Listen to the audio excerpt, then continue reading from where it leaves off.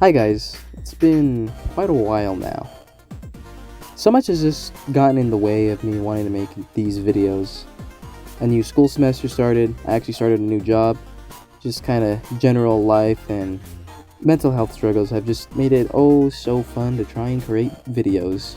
But obviously I'm back with a new video, of course. Hopefully the next one doesn't take another 2 million years to come out. Anyways, here's the long-awaited Return of Ultraman review.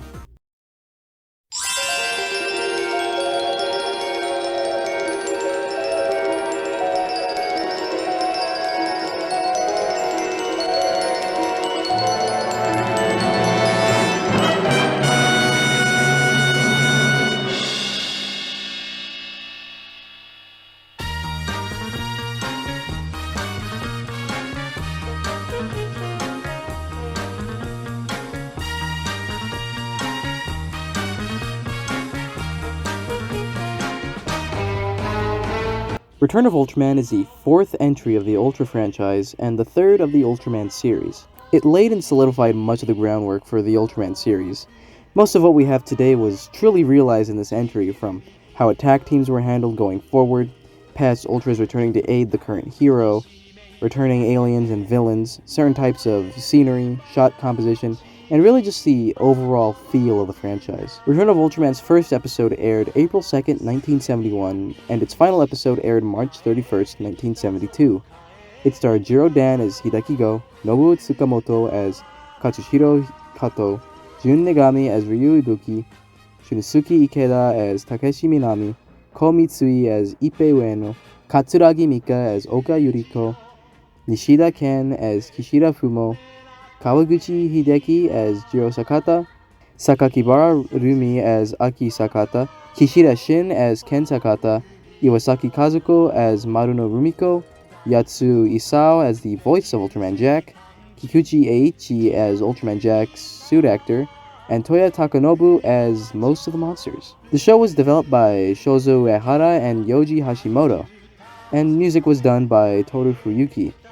The show centers around the monster attacking team, or MAT for short, as they fight monsters and aliens with the help of Ultraman Jack, who's being hosted by MAT Officer Hideki Go. Go must balance being in MAT, his personal life, and being Ultraman Jack.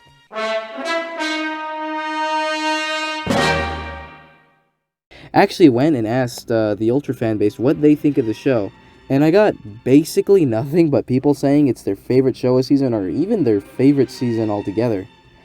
And just how much they love the show, its characters, its creatures, and its messages. People especially love the characters and human drama that the show tends to focus on. The fanbase also says that it really expands on the groundwork laid out by Ultraman and Ultra 7 excellently. One thing that stands out in the responses I've gotten is just how much people love the show's lead, Go Hideki. The few negative responses I got are still fairly positive, mostly saying that the show simply isn't their cup of tea. It really seems like nobody really hates this show. And I also got a few responses like these.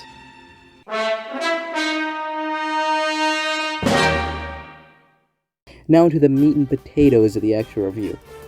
What I think of it, of course.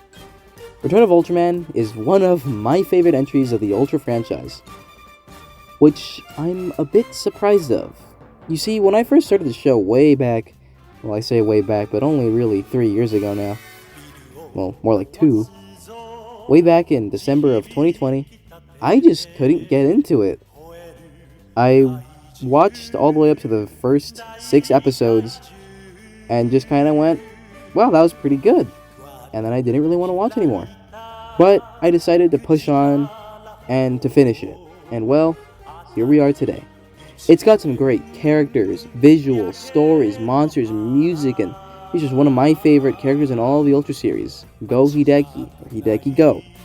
Hideki Go is a Japanese way of saying it, but I want to say the more American way of saying it, but it just doesn't quite sound right, so I'm just gonna call him Go for the rest of this. Return of Ultraman's soundtrack is what I believe to be Toru Fuyuki's best work.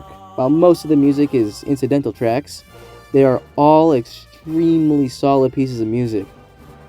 The MAT theme, Ultraman in Danger, the Ultraman fight theme, the Desperate fight theme, the MAT Dilemma theme, And the song that plays when Go is on his way to fight Black King and Knuckle are just my favorite tracks. I love the instrumentation that Fuyuki goes for in the soundtrack. I love his use of xylophones, strings, and brass, which create these super bubbly sounds for happy and triumphant tracks, but can also create a sense of urgency and tension in the more serious tracks. I love the use of humming in the last track I mentioned, and of course I love the iconic Wan Dabada of the Matt March. It's quite a unique thing.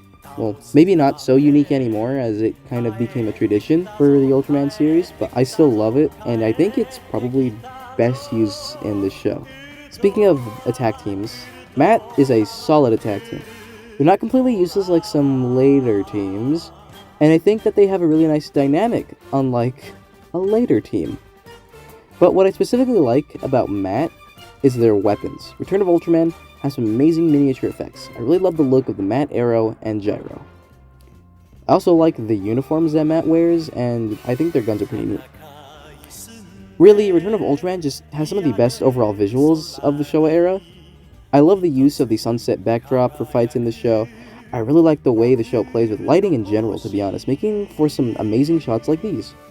The show loves to play with shot composition as well, which allows them to create some cool shots and some kind of funny looking shots. The experimentation they went for allows for some truly unique fights, like the fights against Marucci, Leogon, Sigurath, and Prisma. The show also has one of the most solid kaiju lineups of the entire Ultraman history. Earthtron, Takkon, Kingosaurus III, Gudon, Twintail, Beacon, Bamstar, Sigurath, Leogon, Marucci, Prisma, Black King, Knuckle, Snowgun, the Stellar, Sedora, Varduk, and Bat are just what I think are some standouts of the show and probably my favorite monsters of the show. I also really like Jack's design. While he looks super close to Ultraman and Zophy, mostly because he was originally meant to be Ultraman, he has some unique features of his own, such as his shorter shorts, his silver neck, his extra stripes, and of course his iconic Ultra bracelet. The show has some amazing episodes, my favorites being All Monsters Attack, When the Ultra Star Shines, In Between a Devil and Angel, The Life That Can't Be Forgiven, Terror of the Two Giant Monsters, Tokyo, and a Giant Tornado are just my 5 favorite episodes. And it was really hard to pick. I actually had like a list of I want to say about 15 episodes that I tried to put on here, but I simply couldn't. So instead of just mentioning all the names, I'm just going to write them all down on the screen right here. And you can sort of take this all as what I guess as a watch list or a best of Return of Ultraman. Of course, not all episodes are going to be home runs. This specific 2-parter comes to mind. I'm not even going to say its name. But that's just how it is when you have a 50-episode show. The characters of Return of Ultraman are all very solid for the most part. I think Matt is one of the more fleshed out attack teams in Showa Ultraman, as they're more than just cardboard cutouts of people. But I think the best characters of the show, outside of them, and Go of course, are the Sakatas, specifically Ken and Jiro. I know I'm leaving out Aki, which is a shame because she really doesn't get much in terms of development, and then she just gets killed, which just sucks. But I love their dynamics with Go. Ken being Go's best friend and basically just a brother, and Jiro who's Go's little buddy and almost essentially Go's little brother. He looks up to Go and really goes through it throughout the course of the show. He's really just a kid, but he tries his hardest to be like his idol Go. And, well, speaking of Go, Go is probably one of my favorite characters in the entire Ultra franchise. I just love how the show takes episodes to put Matt in the background in order to show Go's personal life. He's not perfect by any means. In fact, I actually used to kind of hate him at first. You know, he starts off as a total douche. Early on, he threatens to quit Matt like a few times, but he always comes back after learning his lesson. He goes from that sort of hot-headed, cocky douchebag to a sort of stoic, more noble person later on in the show. And later on in the show, we also get to see a little bit more of Go's goofy side, like in the Yamatorans episode. He becomes more level-headed, he becomes more competent, and he just becomes an overall great character.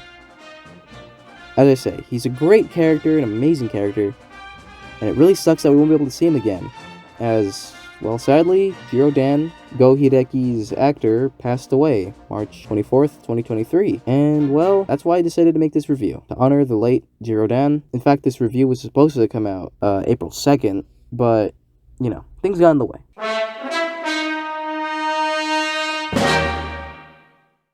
All in all, Return of Ultraman is a fan favorite and one of my favorites. I highly, highly recommend that you go watch the show. It's got great characters, great music, great monsters, great episodes, and just an amazing protagonist. However, Return of Ultraman doesn't reach the top 10 of mine. It's at number 11. But that fact that it just barely misses the top 10 and I'm seeing this high of praises for it should just not only show just how good of a show this is, but also the overall quality of the whole Ultraman franchise. I give this show an A. Anyways, that's all for now. I will be back hopefully sooner than later. And yes, that Godzilla music series is still coming out. Look out for that when it drops sometime 2038. Nah, I'm messing around. Anyways, bye-bye.